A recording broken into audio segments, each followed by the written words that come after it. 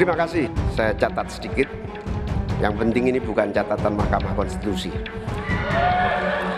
Hadirin sekalian yang saya muliakan, sebetulnya diawali dari paradigma. Paradigma pembangunan kita itu apa? Dulu kita gagal zaman Orde Baru karena kita membangun dari atas. Dengan pembangunan desa, kita membangun dari bawah. Dengan pembangunan dari bawah, kita yakin akan tumbuh kehidupan kemasyarakatan, ekonomi, sosial, budaya yang akan terus terjaga dan lestari. Saya lagi nyari jawabannya Prof. Mahfud. Saya nyari-nyari di mana ini jawabannya. Kok nggak ketemu jawabannya. Saya tanya masalah inflasi hijau kok malah menjelaskan ekonomi hijau. Prof. Mahfud, yang namanya greenflation atau inflasi hijau itu ya kita kasih contoh yang simpel aja. Demo rompi kuning di Perancis. Bahaya sekali. Sudah memakan korban. Ya, ini harus kita antisipasi, jangan sampai terjadi di Indonesia. Kita belajar dari negara maju. Saya juga ingin mencari itu jawabannya ngawur juga itu. Gila ini. Ngarang-ngarang ndak karuan, mengkaitkan dengan sesuatu yang tidak ada. Gitu ya. Gini loh, kalau akademis itu gampangnya kalau bertanya yang kayak gitu-gitu tuh recehan. Gitu. Recehan. Oleh sebab itu tidak layak dijawab menurut saya. Dan oleh sebab itu saya kembalikan saja ke moderator. Ini tidak layak dijawab pertanyaan kayak gini.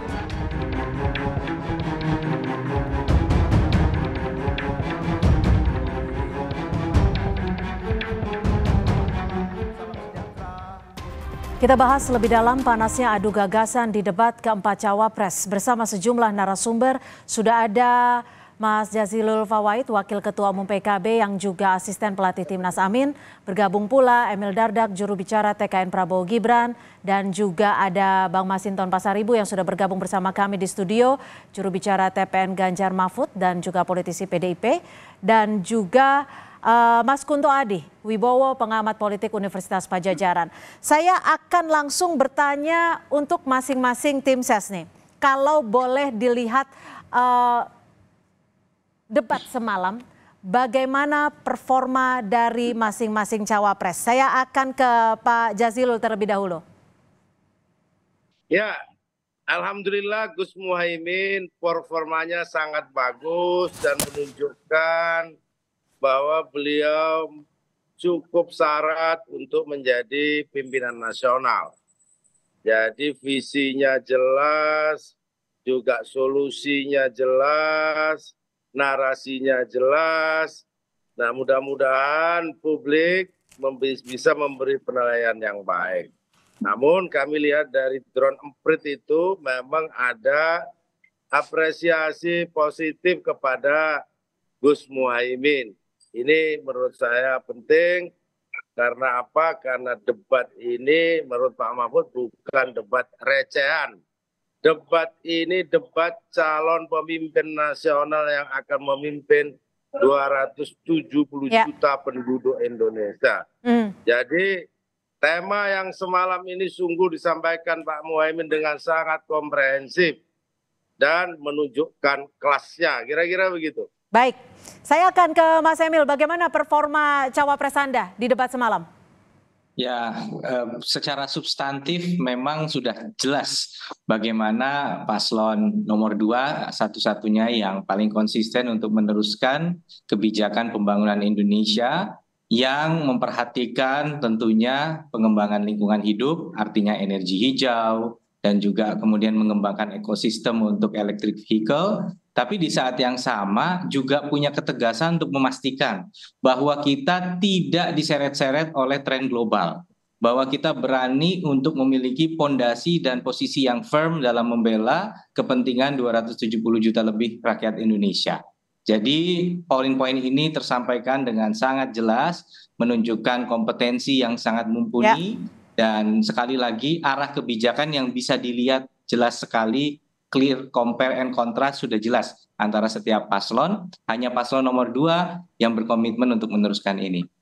Baik, saya ke Bang Masinton. Bagaimana Pak Mahfud semalam? Wah, Pak Mahfud keren, top. Beliau punya sikap dan beliau tidak mau menjawab pertanyaan receh karena ini forum orang-orang yang terhormat, ya. Dan kalau saya udah melihat ya apa yang disampaikan Pak Mahfud itu udah masih sangat moderat tuh. Kalau saya melihat itu sampah, gitu loh, pertanyaan sampah, Samsul Pongah namanya. Jadi ya ini kenapa? Ini puncak gunung esnya adalah pelanggaran etika di MK itu. Sehingga kemudian yang seharusnya di situ adalah diisi oleh orang-orang yang terhormat, orang-orang pilihan. Karena tidak semua anak bangsa ini bisa berkesempatan dalam kandidasi capres maupun cawapres. Maka itu adalah forum terhormat, ya, bukan atraksi-atraksi sampah begitu, ya. Dan itu adu uji gagasan yang visioner dan itu adalah di mana pemimpin adalah mengambil forum-forum kebijakan, ya, mengambil keputusan kebijakan sehingga disitulah diuji gagasan, bukan hal-hal teknis yang saya katakan tadi sampah tadi. Nah, jadi kita melihat bahwa ketika di hulunya ini ada terjadi pelanggaran etik, maka watak asli si pelanggar etik itu kelihatan. Kita menampakkan tidak beretika, menampakkan tidak ada adab, dan itu jadi kalau dikatakan itu sebagai ini anak muda, bukan. Ini penampilan anak yang tidak beretika, sebelum kita mengkritisi anak yang sampai ke tidak dalam, layak untuk menjadi pemimpin Indonesia ke depan. Sebelum kita kritisi sampai ke dalam, kita lihat perspektif dari Mas Kunto Adi. Bagaimana menurut Anda? Karena ini masing-masing tim sesnya menilai bahwa performanya sangat baik. Menurut Anda sendiri seperti apa?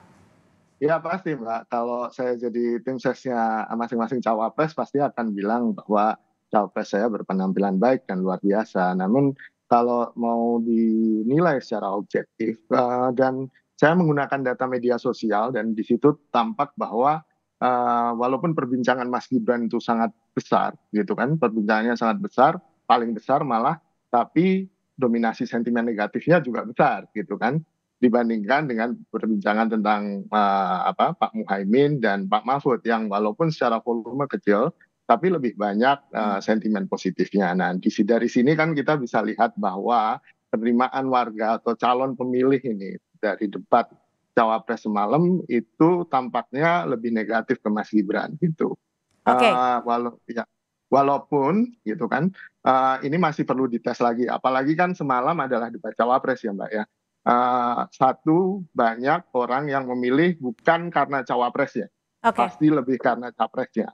Namun pasti yang cawapres ini juga jadi pertimbangan, apalagi yang dinilai adalah semacam kepribadian, kepantasan. Apakah orang-orang yang ada di debat semalam itu memang pantas untuk kemudian menjadi wakil presiden, salah satu jabatan tertinggi di Indonesia gitu. Baik, sebelum kita masuk lebih dalam, karena paslon 1 dan 3 ini kan selain mengunggulkan calonnya juga menyentuh calon nomor 2. Baik, ditahan dulu karena kita akan mengkritisi lebih dalam dan kita akan simak kembali seperti apa cuplikan-cuplikan dari para cawapres yang berdebat semalam. Ini cawapres nomor urut 2 Gibran Rakabuming Raka sempat bertanya soal LFP kepada cawapres nomor urut 1 Muhaimin Iskandar.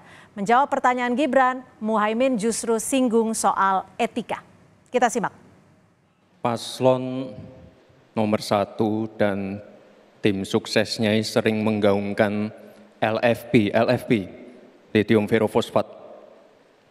Saya nggak tahu ini pasangan nomor 1 ini anti nikel atau gimana?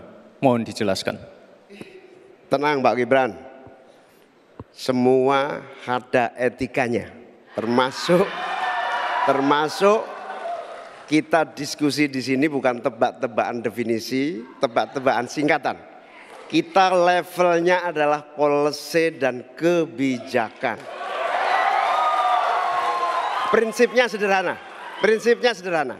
Semua kembali kepada etika Pak Gibran. Etika, sekali lagi etika.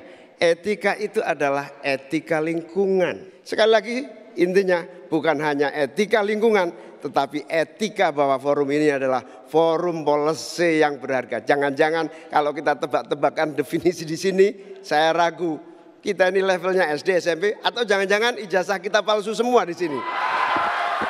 Saya nggak tahu ya Pak Tom Lembong dan tim sesnya sering nggak diskusi dengan cawapresnya. Masa cawapresnya nggak paham? Aneh loh. Saya jelaskan sekali lagi, lithium ferrofosfat itu adalah alternatif dari nikel. Intinya ada negara yang nggak mau pakai. Baik, Mas Emil langsung saja bagaimana menanggapi ini? Terima kasih, videonya juga menggambarkan. Jadi begini, bahwa kita lihat kan sama saja sebenarnya. Artinya bahwa ada dari yang disampaikan oleh jubir paslon 1-3 maupun oleh calonnya sendiri, bahwa cara untuk menunjukkan keunggulan itu bukan saja dengan menyampaikan posisi dari yang bersangkutan, tapi menilai kompetitornya. Tadi dilakukan oleh yang kami hormati Bang Masinton maupun Bang Jazilul, dan kami sangat menghormati pandangan-pandangan itu. Jadi bahwa pada saat kemudian upaya untuk menunjukkan bagaimana ada kontras. Apa artinya? LFP ini bukan isu teknis. Kalau Anda percaya dengan LFP, kita stop semua investasi dalam hilirisasi untuk baterai berbasis nikel dan kobalt. Dan ini punya dampak yang fundamental terhadap upaya Indonesia untuk mencegah gejala deindustrialisasi. Karena proporsi industri terhadap total PDB Indonesia ini menurun. Nah, inilah upaya untuk mengcounter tren ini, menjadikan Indonesia negara yang maju. Jadi apa yang tadi, apabila dinilai bahwa LFP hanya isu definisi, kan tadi disebut, ada nyebut ijazah palsu lah dan etika, itu kan juga nggak ada kaitannya sebenarnya dengan LFP. LFP ini adalah kebijakan jangka panjang fundamental mengenai strategi industrialisasi Indonesia yang akan memiliki backward forward linkage dalam membangun sebuah ekosistem industri yang kompetitif di Asia Tenggara. Ini sebenarnya fundamental, sangat-sangat berpengaruh. Tapi sekali lagi, strategi untuk menginsert istilahnya tadi cara-cara untuk kemudian membuat mungkin bahasanya supaya kita lebih berminat dan tertarik untuk menyaksikan. Seperti sekarang roasting, dulu mana terpikir 20-30 tahun yang lalu orang akan menawarkan dirinya untuk di roasting gitu ya. Tapi hari ini hal-hal seperti itu akan membantu kita untuk mengcompare dan kontras kebijakan dan gagasan. Saya rasa demikian. Baik, Mas Jazilul kayaknya udah senyum-senyum aja nih. Bagaimana menanggapi momen ini? Bahkan disebut juga, sempat disebut Mas Gibran, aneh gitu. Ya, memang aneh. Apapun masalahnya jawabannya hilirisasi.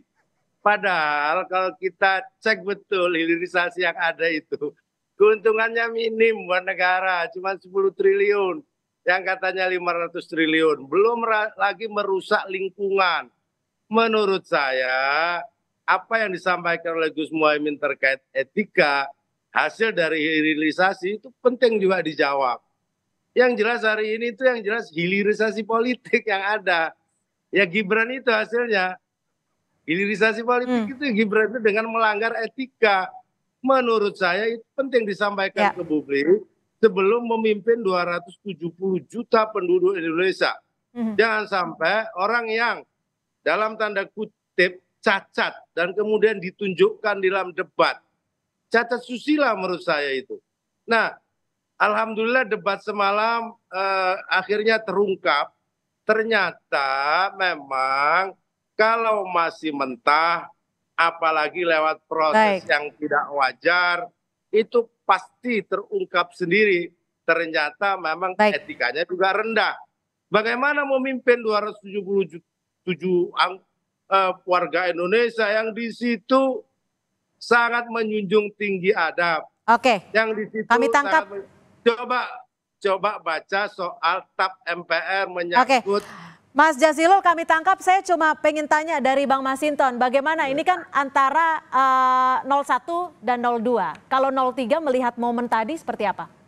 Ya jelas itu apa yang disampaikan dalam konteks perdebatan katakan ya komentar 01 02 tadi, saya apresiasi Cak Imin itu sikapnya jelas ya, karena ini kita bicara tentang kebijakan. Nah begitu juga ketika Prof Mahfud menanyakan bagaimana tentang perlindungan, bagaimana kebijakan tentang penerapan Trisakti itu, nggak bisa jawab tuh. Sebagai yang orang pernah di PDI ya, kalau saya malu tuh, gitu loh. Karena itu pakem, itu artinya kalau bagi kami orang tidak bisa menjelaskan tentang politik konsep Trisakti Bung Karno, dia belum PDI itu. Dan memang ya pas ketika dia tidak mampu menjelaskan karena tidak tuntas proses pengkaderannya. Oke, karena Nah maka ya apapun yang saya katakan tadi ya, ini forum yang tidak semua orang bisa hadir di forum 5 tahunan ini. Ya. Orang-orang terpilih. Maka itu harus dijadikan forum untuk menyampaikan tentang gagasan-gagasan besar untuk memimpin republik ini. Oke. Ini bangsa besar, Oke. bukan memimpin kota kecil, gitu ya, dengan kompleksitasnya. Baik. Dan nggak bisa dibawa cuman hanya seperti atraksi gimmick-gimmick, hanya untuk memenuhi konten sosial media. Oke, Jadi itu kami sebenarnya atraksi itu sudah dipersiapkan, direncanakan untuk tampil di forum. Oke. Ya, kesan kemudian merunduk-runduk itu bukan yang asli, itu merunduk tetapi merendahkan orang lain. merendahkan orang lain Merunduk menurut Anda. tetapi tidak punya Baik, sikap saya yang jelas dan menampakkan Saya akan watak tanya ke aslinya. Mas Kunto. Mas Kunto Andi, kalau dilihat dari momen ini soal LFP, bagaimana Mas Kunto? Ya, kalau di media sosial ada semacam joke ya Mbak ya, bahwa pemenang debat keempat ini adalah Pak Tom Lembong gitu. Kenapa Pak? Karena justru disebutkan gitu kan, banyak orang mencari Pak Tom Lembong gitu kan. Dan ini kan sesuatu yang sebenarnya di luar ekspektasi kita, itu yang pertama. Lalu kedua, kalau soal tadi pertanyaan Mas Gibran, mungkin lebih enak kalau Mas Emil Dardak yang bertanya gitu semalam ke Pak Muhaimin. Pertanyaannya menurut saya pertanyaan yang konseptual, pertanyaan yang terkait dengan kebijakan. Tidak hanya sekedar anti nikel ya gitu, gara-gara LFP. Jadi menurut saya ada problem artikulasi di Mas Gibran gitu kan. Entah ini strategi, disengaja atau tidak gitu kan. Tapi menurut saya ini yang akhirnya menimbulkan backlash tadi, sentimen negatif di media sosial gitu kan. Dan bahkan pemenangnya Pak Tom Lembong kan. Oke. Baik, Mas Emil, LFP, lithium ferrophosphate, ini istilah asing kembali dikeluarkan di debat kali ini. Ini menjadi apa ya, strategi khusus atau memang menjadi pegangan Mas Gibran sih? Cara-cara ini?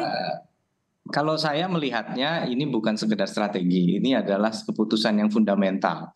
Greenflation maupun LFP ini adalah kriteria dari kebijakan Indonesia ke depannya dalam pembangunan berwawasan lingkungan. Contoh misalnya ada yang mewacanakan memensiun dinikan PLTU. Tentunya ada konsekuensi yang sangat mendasar apabila kita harus menanggung konsekuensi biaya listrik yang makin tinggi dan kemudian pada akhirnya itu akan ditransfer menjadi daya saing ekonomi yang terpengaruh secara negatif. Sedangkan kita masih dalam upaya untuk mengatasi kemiskinan, mengatasi pengangguran, mendorong pemerataan ekonomi. Tapi bukan berarti kemudian kita akan sangat abai terhadap faktor lingkungan. Nah, disinilah ada konfigurasi ekonomi hijau yang bisa kita tanggung. Affordability-nya kira-kira bagi Indonesia digabung dengan keunggulan komparatif. Kalau kita bicara ternyata bertransisi dari bahan bakar minyak fosil menjadi B30, B35, B40 itu juga memperkuat industri sawit dalam negeri dan di saat yang sama menjadi lebih hijau misalnya. Jadi bagian dari strategi ya, apa istilah-istilah asing ini ya? Jangan terlalu terpaku dengan terminologi sebenarnya, karena kan kita sudah tahu buktinya kan memang ada ruang untuk menjelaskan. Dan masih ada waktu untuk menjawab setelah dijelaskan, kira-kira demikian. Baik, kita masih akan membahas debat panas Muhaimin Gibran Mahfud saling serang. Tetap bersama kami, Kompas Petang segera kembali. Terima kasih Anda masih di Kompas Petang. Saudara, Cawapres nomor urut 3 Mahfud MD menyebut pertanyaan Cawapres nomor urut 2 Gibran Raka Buming Raka tak layak untuk dijawab. Hal ini disampaikan Mahfud saat Gibran menanyakan padanya tentang cara mengatasi greenflation atau inflasi hijau. Kita simak cuplikannya. Bagaimana cara mengatasi greenflation? Tidak saya jelaskan karena kan beliau kan seorang profesor. Sesuai dengan greenflation ini adalah inflasi hijau. Produksi apapun diproduksi, kemudian dimanfaatkan, di recycle. Kalau untuk mengatasi inflasi itu tentu yang paling gampang kan kebijakan-kebijakan. Diatur saja jatahnya. Di sini kan harus ada data. Kecenderungannya di sini begini, kebijakannya harus begini. Saya nyari-nyari di mana ini jawabannya. Kok nggak ketemu jawabannya? Saya tanya masalah Inflasi hijau kok malah menjelaskan ekonomi Saya ingin hijau. mencari itu jawabannya ngawur juga itu. Gila ini. Ngarang-ngarang ndak karuan mengkaitkan dengan sesuatu yang tidak ada, gitu ya. Begini loh, kalau akademis itu gampangnya kalau bertanya yang kayak gitu-gitu tuh recehan, gitu. Recehan. Oleh sebab itu tidak layak dijawab. Saya langsung ke Bang Masinton. Bang Masinton, Pak Mahfud memutuskan untuk tidak menjawab, bahkan juga mengutip recehan, juga menyinggung soal ini ngarang-ngarang aja. Apa sih yang menjadi penyebabnya? Itu jadi kalau di kampus tuh kita ngajuin skripsi itu persis tuh. Terus dosen pembimbing bilang ya udah itu lu revisi lagi dah, kira-kira gitu loh. Itu nggak masuk, nggak nyambung kira-kira gitu. Nah jadi yang disampaikan oleh Prof. Mahfud ya jelas, gamblang bagaimana tentang ekonomi sirkular. Bagaimana mengatasi persoalan transisi dari ekonomi industri fosil ya kemudian ke industri hijau ya non fosil gitu. Yeah. Nah itu kan diatasi dengan kebijakan. Nah jadi itu forum-forum untuk mengambil kebijakan politiknya yang itu berdampak pada ekonomi, lingkungan dan lain-lain. Nah jadi itu bukan forum tebak-tebakan, kemudian forum yang sifatnya teknis, ya presiden dan wakil presiden itu di level pengambilan keputusan tertinggi, pelaksana teknisnya dia punya aparatur sangat banyak untuk melaksanakan itu. Jadi kalau ditanyakan, ya ini kan Pak Mahfud kan profesor katanya, terus kalau ahli emang ditanyakan tentang ahli kandungan ngerti tuh profesor. Kalau makanya tuh ya di konteksnya harus nyambung, bukan menanya tapi kemudian untuk menjatuhkan atau merendahkan kemampuan kami tangkap. orang. Jadi tidak gitu menjawab karena dinilai tidak nyambung gitu ya pertanyaannya. Lah iya. Mas Emil gimana menanggapi ini Mas Emil? Ya, pertama-tama ya tentunya kita mengapresiasi tadi Prof. Mahfud menunjukkan bagaimana beliau, saya sendiri nggak pernah berhenti tersenyum melihat bagaimana Prof. Mahfud dengan sangat rileks memberikan respon gitu. Saya juga, dan karena saya orang Jawa Timur, saya senang gitu ngelihat logat beliau sangat pokoknya membuat adem lah terus terang. Jadi saya ingin mengapresiasi itu pertama-tama bahwa beliau punya pandangan itu recehan. Beliau sempat menyampaikan di press conference setelahnya bahwa pada saat Prof. Mahfud menyampaikan recehan itu juga salah satu bentuk gimmick begitu. Itu pernyataan Prof sendiri. Di sini kami artinya melihat ada konvergensi bahwa sebenarnya kita sama-sama berpendapat. Terlepas dari mungkin ada perspektif yang berbeda terkait penyampaian, tetapi isu mengenai pilihan-pilihan besar bagi bangsa yang bisa menyebabkan greenflation itu harus kita jawab, dan itu bukan isu yang kemudian jauh ya, belum terdampak karena tekanan global. Sekarang contoh sudah hampir tidak ada bank yang mau membiayai pembangkit listrik menggunakan tenaga fosil. Nah ini sedangkan kita listrik masih biarpet di banyak tempat. Suruh pindah ke hydro, coba lihat di Sulawesi Selatan. Waktu itu karena hujan itu kering ya, karena kering itu akhirnya kemampuan PLTA untuk mensuplai terganggu, dan sehingga mereka mati listrik. Jadi ada konsekuensi yang lebih parah dampaknya bagi kita negara yang ingin berkembang apabila kita kesusu terburu-buru mengikuti tekanan global. Jadi tidak masalah intinya kalau tidak dijawab juga ya oleh cawapres lainnya. Mas Kunto, kalau melihat momen ini bagaimana menurut perspektif Anda? Apakah ini hal yang wajar dalam suatu debat untuk tidak menjawab pertanyaan? Kalau untuk tidak menjawab pertanyaan itu bebas dan wajar. Tapi yang ingin saya soroti adalah di sini sebenarnya pada momen ini sentimen negatif Mas Gibran itu pada puncaknya gitu kan. Karena dengan gestur yang mencari-cari itu, atau kata beberapa komika itu gesturnya Sun Gokong gitu kan. Itu dianggap tidak pantas, tidak tidak sopan terhadap Pak Mahfud gitu. Mungkin saya membayangkan kalau Mas Gibran begitu ke Caimin mungkin penerimaannya akan lebih oke ya, apa ya, orang mungkin memaklumi karena Caimin kan pembawaannya lebih santai, lebih rileks gitu. Dan seperti di debat pertama ada SGIE pun Caimin juga ketawa-ketawa gitu. Nah, karena ini Pak Mahfud yang punya martabat sebagai orang tua, punya martabat sebagai akademisi, profesor gitu kan, itu sentimen publik jadi negatif, Mbak, gitu. Karena ini dianggap terlalu menjatuhkan, mengejek gitu kan, yang tidak pada tempatnya gitu. Itu sebenarnya yang jadi problem pada potongan debat tadi ya, potongan video tadi. Kalau masalah Pak Mahfud meresponnya kemudian sedikit terpancing emosi misalnya dengan tidak menjawab atau tidak mau menjawab seperti kata Bang Masinton bahwa ya nggak perlu dijawab kalau pertanyaannya kayak ngetes gitu kan. Ya itu nggak ada masalah juga. Itu tidak masalah dan merupakan hal yang wajar dalam debat.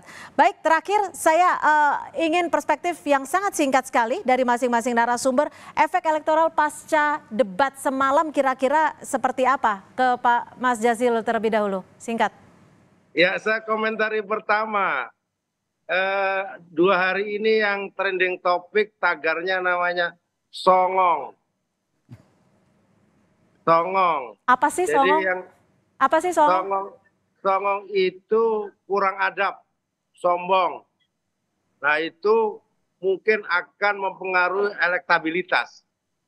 Dan yang disebut songong jelas tuh yang tanya kepada Pak Mahfud yang disebut recehan itu.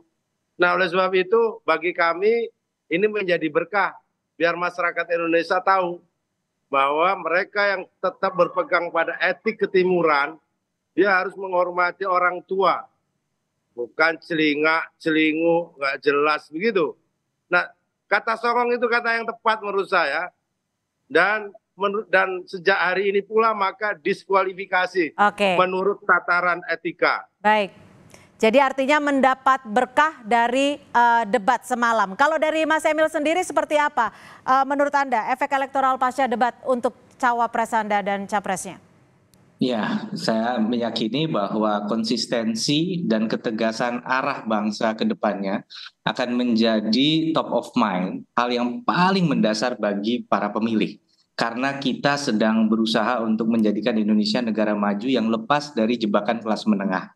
Nah ini adalah pilihan yang sangat penting. Masyarakat kita ajak untuk bersama-sama tentunya mengenal lebih dalam siapa yang paling konsisten ingin melanjutkan kebijakan yang penuh tantangan karena kita akan dihajar oleh internasional yang tentunya tidak rela kita kemudian berhenti untuk mengekspor barang mentah. Demikian, terima kasih. Baik, Bang Masinton, bagaimana efek elektoral debat semalam menurut perspektif Anda untuk capres-cawapres? Oh iya, alhasil kemudian publik bisa melihat inilah semesta bekerja ya. Kalau bagaimana ya karakter dan watak asli dari seorang calon pemimpin itu. Watak asli yang tidak beretika itu kemudian dipertontonkan tuh karena juga produknya kan melanggar etika di hulunya. Jadi ya kalau kemarin saya mampir di jalan ada debat cawapres, saya mampir ke warung di daerah Tebet, Jakarta Selatan yang di situ ada anak-anak muda, ada anak SMP, ada anak SMA gitu. Saya nongkrong di situ. Begitu melihat atraksi itu, songong amat, pongah. Mereka aja tuh kaget. Anak-anak muda itu kaget. Terus saya bilang, itu kan anak muda. Bukan, itu anak tak beradab. Elektoral untuk pasangan calon cawapres Anda? Dan dengan publik melihat seperti itu, mana yang karbitan, mana yang dengan kematangan, mana yang menjunjung etika, moral dan integritas dan kapasitas kemampuan sebagai pemimpin itu memang terlihat betul.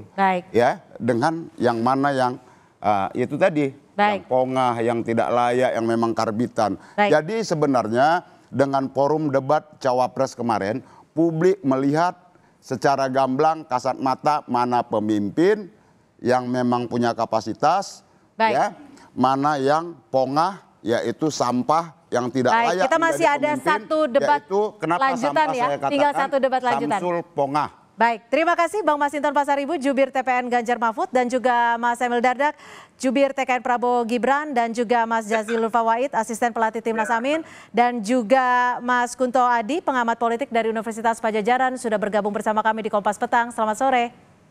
Sore, makasih. Terima kasih.